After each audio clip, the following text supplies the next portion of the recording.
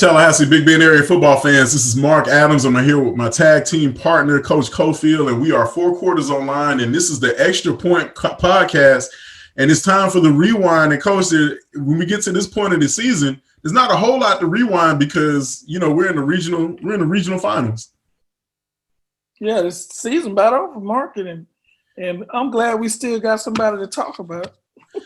I'm glad that we have football, period. This is unusual, Mark. Yeah, we absolutely. usually have like 2 or 3 teams at this juncture of the season, and for some reason, teams we thought were going to be here are not here. And the one team, the biggest surprise, is Rickers High School. Yeah, I don't know if people on the South Side, especially Rickers coaching staff, felt like it was a surprise, but they definitely have turned plenty of heads this season. And we always talk about separating the pretenders from the contenders, and let's go ahead and run it back from last week. Rickers 8-1, taking on Baker County, traveling down I-10, going into a very hostile environment, and coming out with the coveted, long-awaited regional championship win that vaults them into the semifinals.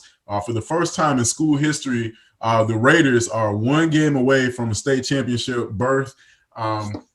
With really, I would say, just their brand of football. They didn't do anything I saw different. Just really, just stiff defense, top-notch playmaking on the defensive side of the ball. And then on offense, they did exactly what they had to do to win, which was make plays down the stretch.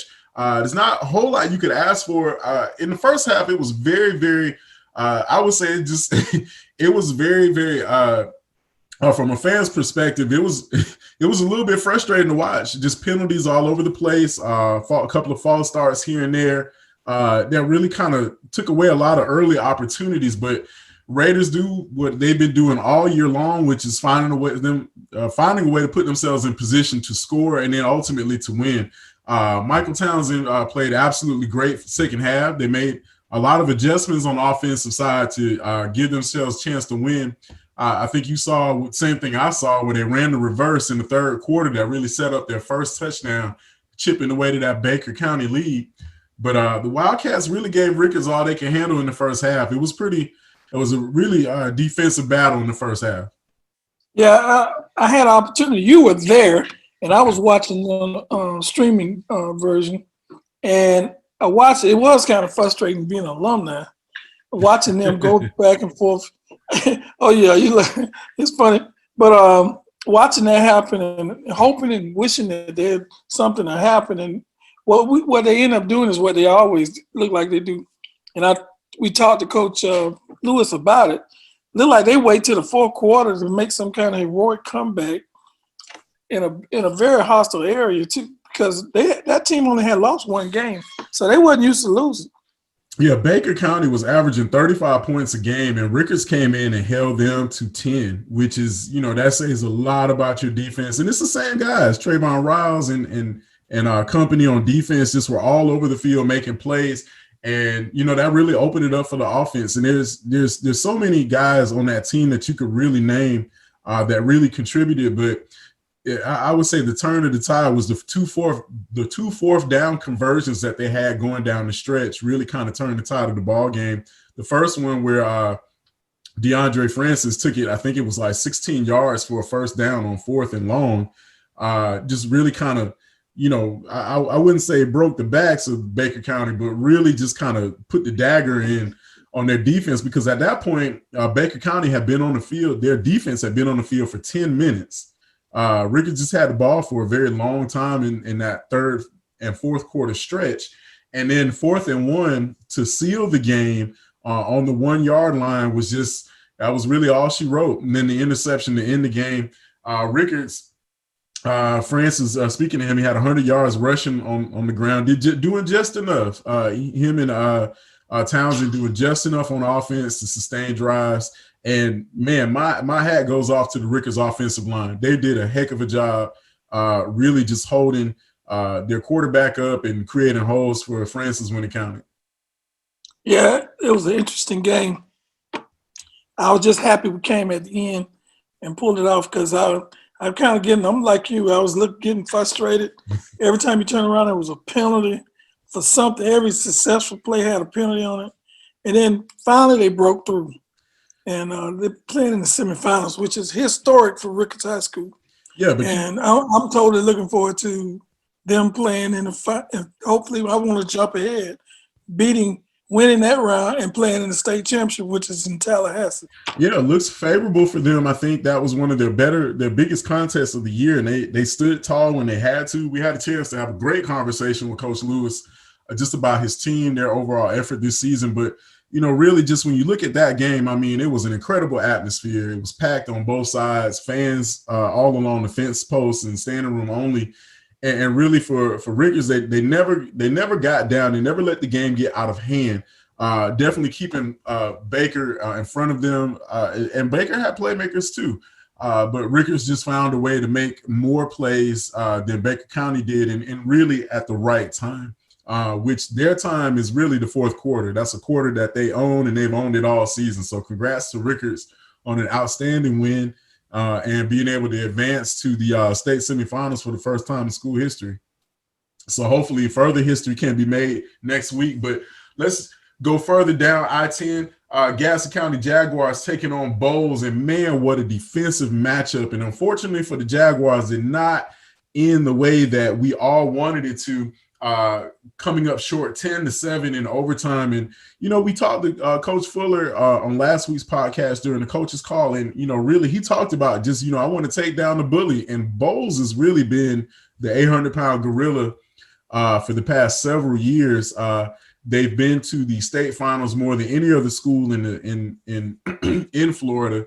And for Gaston County to go in there and give Bowles as much trouble as they can handle. If it weren't for a couple of plays going down the stretch, we would be having a completely different conversation right now. And for Gaston County, I think for their defense, and it's tough to say because you wonder if there had been one or two plays made on offense. It might be Gaston County that will be preparing for a state championship berth, but that defense played outstanding. And, that's sometimes it's just how it goes. One or two plays, two teams that are evenly matched. One of our good friends, Will Brown, he covered the game out there in Jacksonville and he said there was a hat on a hat every play. And really that's about as best you can ask for in terms of entertainment value for a game. But man, Gaston County gave as much as they could. And, really just, coming up just a couple of plays shy, just a hair or inch or two away from that ultimate goal really says a lot about what Coach Fuller and company and that staff has done to turn that program around. Yeah, on a few short years ago, maybe a couple of years, they didn't win a game. They went 0-10. Coach Fuller comes in there, changed the attitude, changed the culture, and now you're in position to go to the state championship and possibly win it. And you're one or two plays away from making that dream come true. I think the coaching staff at Gaston County did a tremendous job getting these kids ready. They put a great product on the field. It was exciting to watch them. I hate that they didn't get the chance to do what finish the job, but hey, think about it where they came from. 0-10 to a team possibly winning the state. That's a great job. Absolutely. They had Gaston County pegged as underdogs in the game, and they did not play like it. They held the lead for most of the game up until midway through the fourth quarter when Bowles was finally able to tie it. Zaire Kelly had a 46-yard pick six to really give them the edge and an early lead in which they held on to for most of the game. But, I mean, hats off to Gaston County. They held Bowles under 100 yards of offense through regulation. And that really is a testament to really how close that game was. And, I encourage everybody to go back and if you get a chance to watch that or look at any notes from the game, it's just really was a great matchup. And hats off to Corey Fuller and his team on an outstanding season. But unfortunately, the Jaguars come up short, losing 10-7 to Bowles on the road. Meanwhile, Madison County goes down to Hawthorne just east of Gainesville, and they also come up short. Man, an incredible run for the Cowboys comes to a bitter end, falling 14-18 on the road in Hawthorne. And really, Madison, too many mistakes in the game. 5 turnovers just kind of doomed the Cowboys' chances. And, of course, the last turnover resulted in a scoop and score that gave Hawthorne the go-ahead lead and ultimately sealed the Cowboys' fate. But for Madison County, this team is, very young, and they'll be back. But they were leading at the start of the fourth quarter, and, really just, the turnovers. Anytime you turn the ball over that many times, you're going to have a hard time being able to pull out a win. It's very difficult when you turn the ball over. It's an advantage to the other team. It gives them momentum, and especially the last turnover with a scoop and score. It's hard to rebound from something like that. And you got to get a Cowboys program and staff. I mean, great credit. My hat goes off to Coach Cole and his staff and the kids, because to win 3 in a row, to win 1 is difficult. To do it 3 times in a row is very difficult. I was in a situation myself where we won the first one, and then we turned around the next year. It was so difficult to get the kids mentally ready, because things were going too easy. And when you get in the final game, you're playing a quality opponent. Any mistake you make can come back to haunt you. And I have to give my hat off to Coach Cole with that staff, always having that team ready to play. And sometimes, things just don't work out. And I guess they'll start a new trend next year. Yeah, absolutely. I think they did a lot with a little bit less this year, because when you graduate that many seniors and you have a lot of youth under really on your roster, it takes a while to get kids into, playing at that high level. And they were able to do a lot with a lot of young guys. So those guys will grow up quickly, and they'll be able to be back. But either way, that was still a fantastic run. 3-time defending state champions, Madison Cowboys. Unfortunately, they fall on the road to Hawthorne, 14-18, denying them a 4th consecutive state championship berth. Let's come back up to the Panhandle. Sneeze travels out to Baker and takes on the undefeated Gators. And really, what was a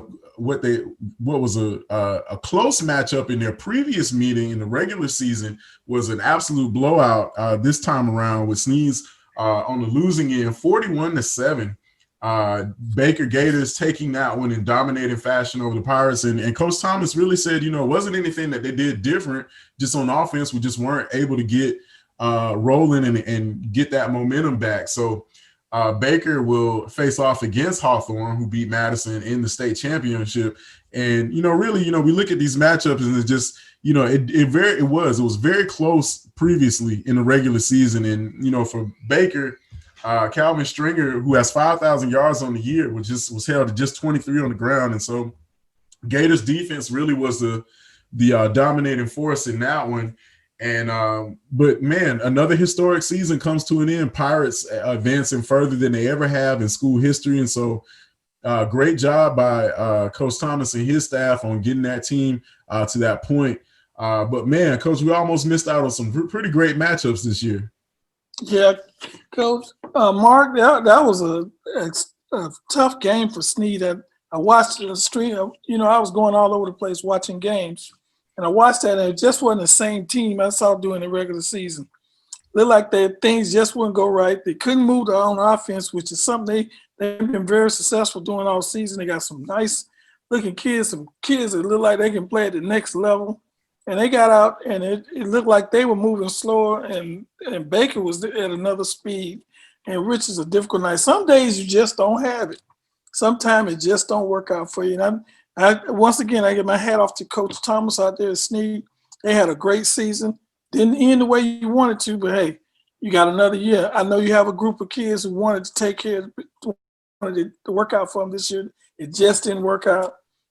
But anytime you got a running back, say what, Mark? Yeah, anytime you have a running back that's over 5,000 yards in a career, that's a testament to a great program, because running back has to run behind some offensive linemen that change up every year. That front line of theirs was huge, and they moved a lot of people during the season, gained a lot of ground, and it was you hate for it to end, but somebody had to win and somebody had to lose. And unfortunately, the Sneed Pirates were on the short end of that stick. Yeah, Baker scored on their first 5 possessions, and that just was too much to overcome. So once again, hats off to the Sneeze Pirates on a fantastic season, finishing 11-1. They fall to Baker 41-7, who was undefeated. Meanwhile, coming back over to Lake City, Columbia falls to St. Augustine, who's just been on a tear. Columbia really was non-existent, completely dormant during the regular season, woke up on the last game, and then went on an absolute run in the playoffs. But they finished the year at 5-6. They fall to St. Augustine 35-24. And, despite forcing 3 turnovers, they just weren't able to overcome and get past the Yellow Jackets, who are really poised to be the dominant team coming out of the North in 6A. So, Columbia, that team woke up at the right time, but just didn't have enough gas in the tank to keep it going. So, but man, it's been an incredible season so far during the midst of the pandemic, and